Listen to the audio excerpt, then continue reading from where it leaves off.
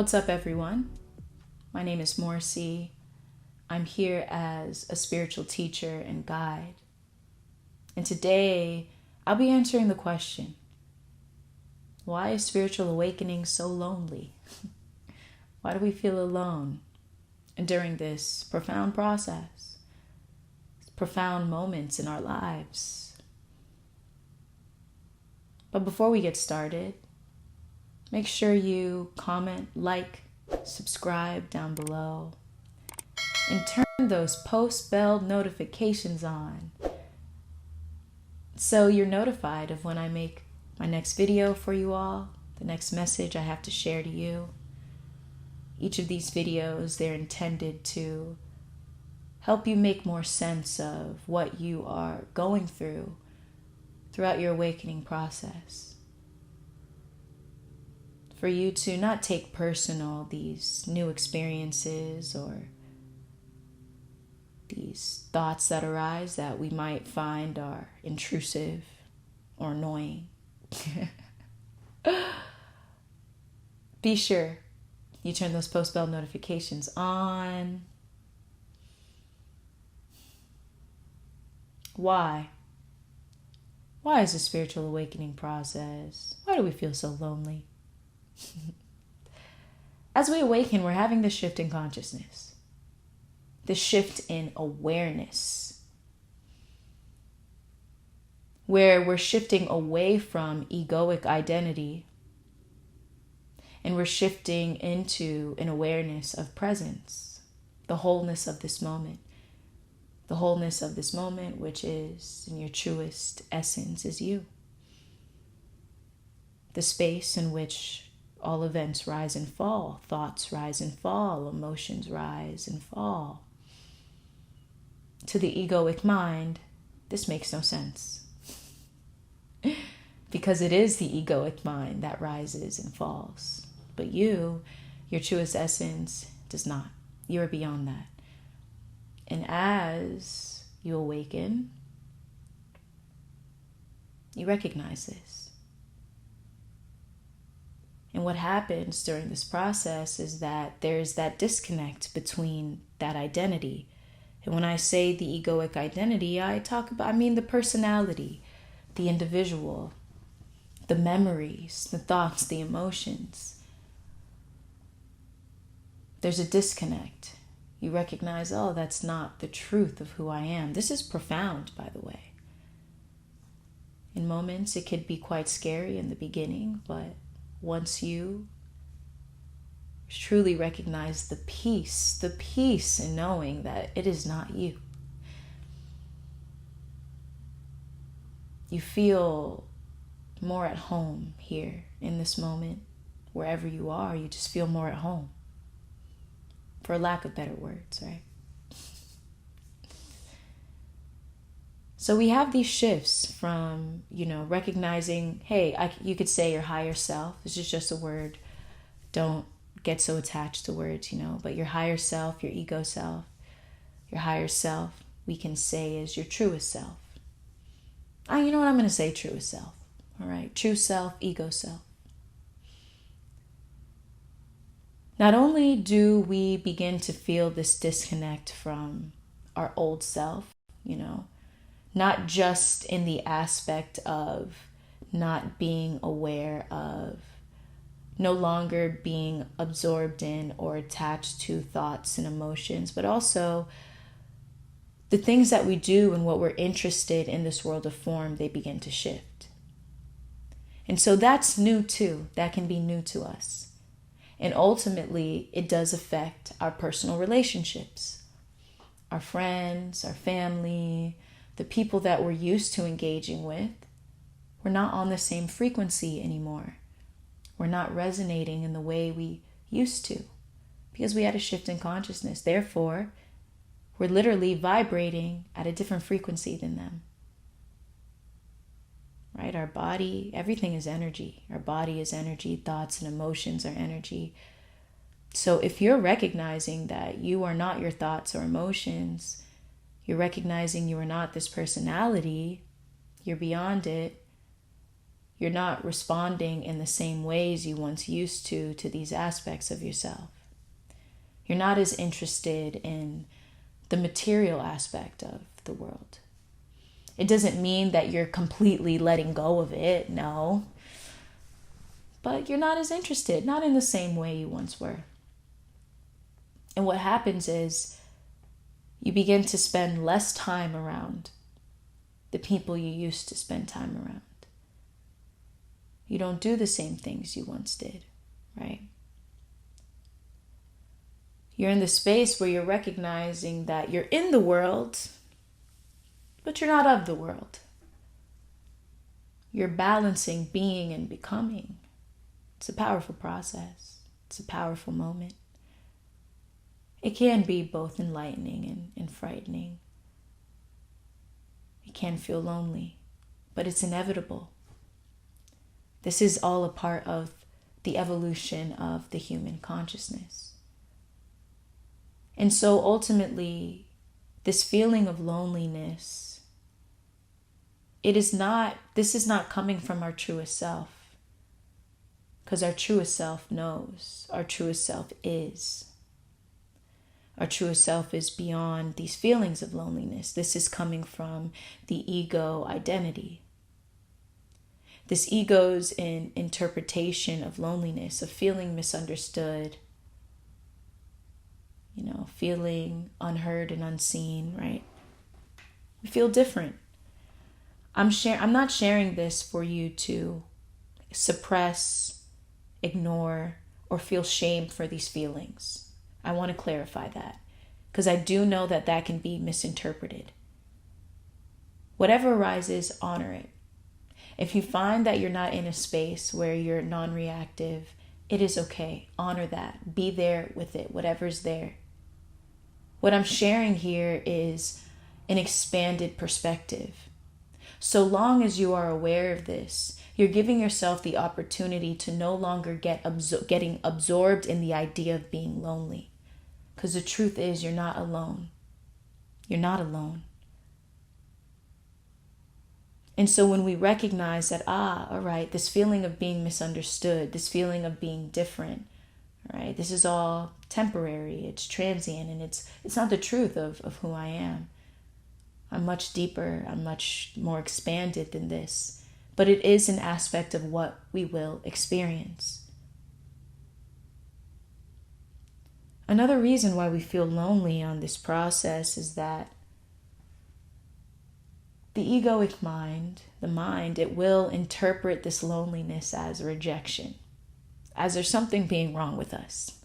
I'll share on a personal level that, yeah, I experienced that too. When I'm too absorbed in the thoughts and emotions that arise, I feel like, what's wrong with me? I do feel misunderstood. I do feel rejected. I honor it though. And through that honoring, there's this allowance of experiencing it.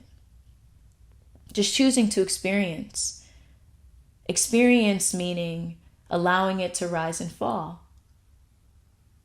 Because when we take it personal, we're holding on to it. We're holding on to the past, and that's heavy, man. That's a lot of baggage to carry. That's a lot to carry.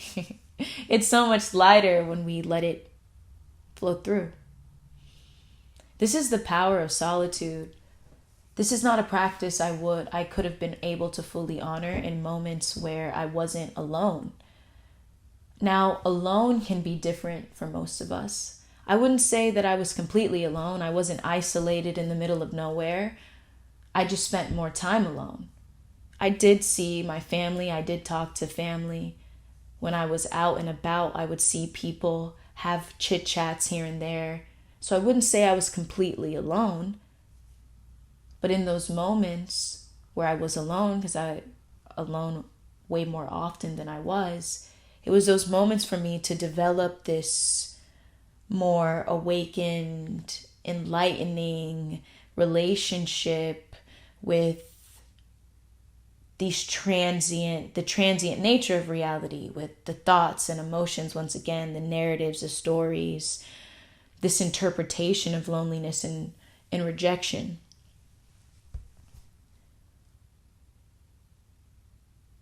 it it revealed to me, that if I don't honor this moment, if I don't find opportunity in this moment, I'll never find opportunity in it. And I will always feel lonely, and it will always feel heavy. It will always feel dark. I will always feel isolated. This is something that I came to terms with from all of the experiences of feeling lonely. You ever heard the quote, we learn the same lesson over and over again we go through the same lesson over and over again until we learn it. That was one of my lessons. To not take personal being in solitude. When we take it personal in solitude, that we're in solitude, that transforms into loneliness, right? There's a difference. Loneliness is when we take being by ourselves personal. We think that we are misunderstood, and we begin to feel this rejection. Hey, maybe we are misunderstood. Hey, like I said, I felt that. There are moments when I was genuinely misunderstood. It's a part of life. It's how we choose to respond to these moments that determine our state of being, the way we think, act, and feel. When we continue to identify with this identity, identify with this feeling and be like, hey, I'm just a misunderstood person, this and this and that, that causes a lot of heaviness. I know that being here, teaching, having my face be out here for the general public to see, for people who once knew me and didn't know me as this individual who shared such things that are different, right, than what my old friends once knew. I went through this process of feeling rejected, feeling misunderstood.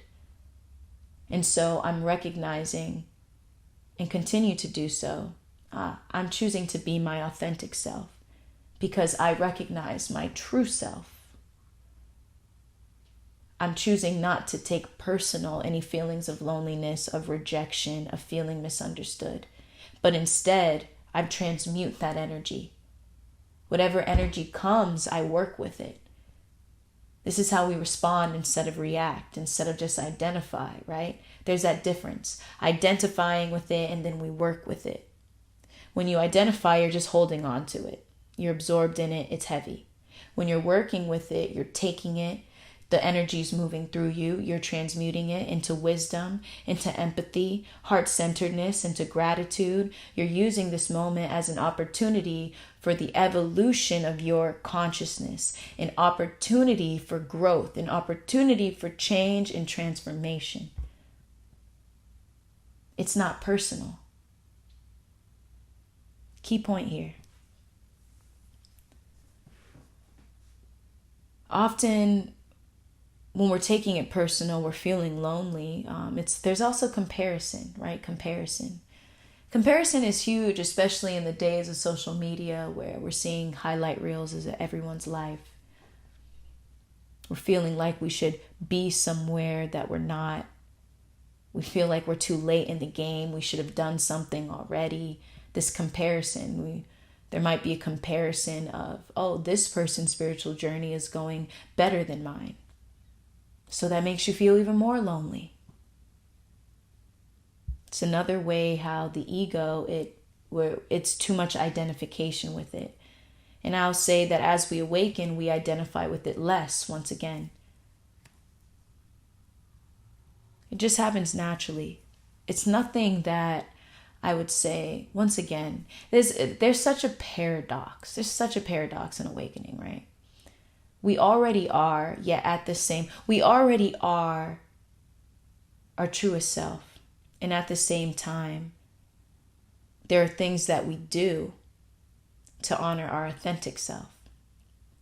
I created a video on honoring both the horizontal and vertical dimension of life. This was based on something that I learned from the book A Course in Miracles. So I'm going to put the link up right here so you could check it out.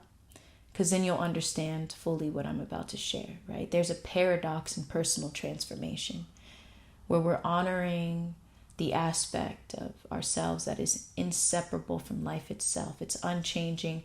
It's timeless. It is what remains the same when thoughts rise and fall and emotions rise and fall. And at the same time, there's this honoring of the horizontal dimension where we are changing, we're growing, there's challenges, there's conflict, there's problems. So when we're becoming more aware of this vertical dimension of the formless, is another way to say it,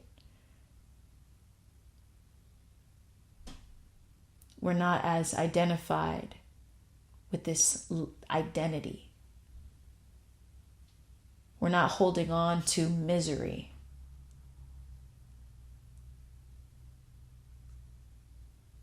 Truly, we're beyond it. And I always share this. This is not a philosophy. This is not dogma. It's something that I became aware of in observation. There's no right or wrong way to do this, to be in it. There's not even anything you do. There's no right or wrong way. All of our experiences are so unique. I find that when you're honoring this, not taking it personal, when you're honoring being less identified with the false sense of self, it's much easier to bounce back. Bouncing back after challenges. Bouncing back after moments of fear in the awakening process. Bouncing back is huge. I noticed that as I'm teaching, there's this inclination to just never experience, right? This inclination to, I don't want to experience intrusive thoughts anymore. I don't want to experience negative thoughts anymore. I don't want to. That's all avoiding. That's all resistance, which ultimately creates more of the heaviness, creates more of the suffering. What I like to share and what I like to encourage, it's learning to approach it with grace, and that's in non-reactivity. It's a normal aspect of life. We're going to receive some thoughts that aren't our own because we're stepping into new energy fields. We're stepping into new territory.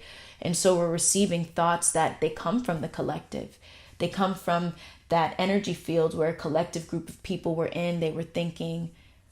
This is a recognition of the interconnectedness of life. We're all interconnected. So we're picking up on things from others. This is why as we awaken, we begin to notice these sensitivities. We have this heightened awareness. So when you learn how to dance with it, you learn how to work with it, you don't take it personal. Therefore, there's not this feeling of, I don't want to experience. Instead, you choose to allow it to flow through you. You receive the moment as it is. And ultimately, you'll find that negative loop of thinking that you were once absorbed in, it is no longer there. Intrusive thoughts rise and fall. Perhaps you're not even experiencing them at all. But you see how I'm sharing this? This is not something you try. You just, in the moment, you're accepting. And it's the same thing with loneliness. It's the same thing with feeling alone. Honor this moment because you're meant to be here. In the space of solitude. If this is where you are in this moment, there's nothing wrong with you. You're at a different frequency. You don't need to wait on the outer world in order for you to validate yourself. Validate yourself right now. Look yourself in the mirror and honor where you are. Honor this inner transformation. It's powerful. This is a space where you can truly attract and not just attract, but choose relationships that are more genuine. Because it's obvious that maybe the friendships you they weren't as genuine because it's shifting. But now it's an opportunity for you to pick the right people in your life, for you to express yourself authentically. So the people who are truly meant for you, they see you. They know what you're about.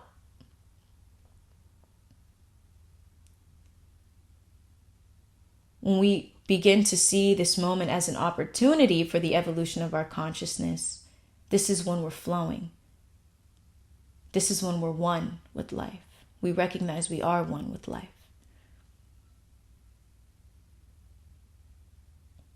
Honoring gratitude, heart-centeredness. For me, heart-centeredness is honesty.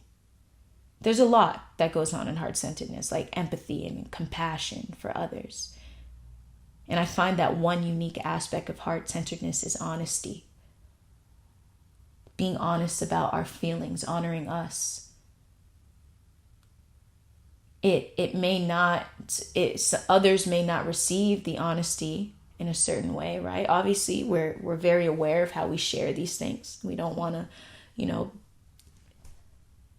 purposely be rude, right? But also you express yourself as you need to. Express yourself as it needs to come out. Being stern, being grounded, being direct. That's a form of heart-centeredness. That's a form of honoring yourself. And sometimes during the process, you will be alone, but you're meant to. It's inevitable, and it's a part of the evolution. Honor this moment. Honor it fully. It's nice here. It's nice here. Being with you. There's no drama. It's not complicated.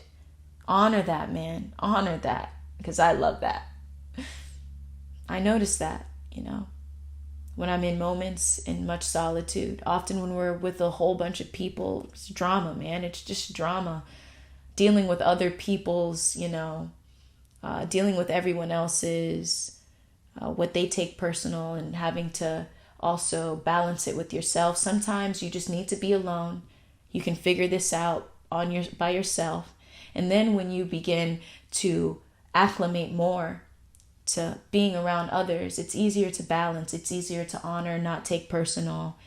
You honor their truest self as you honor your truest self. That is beyond form.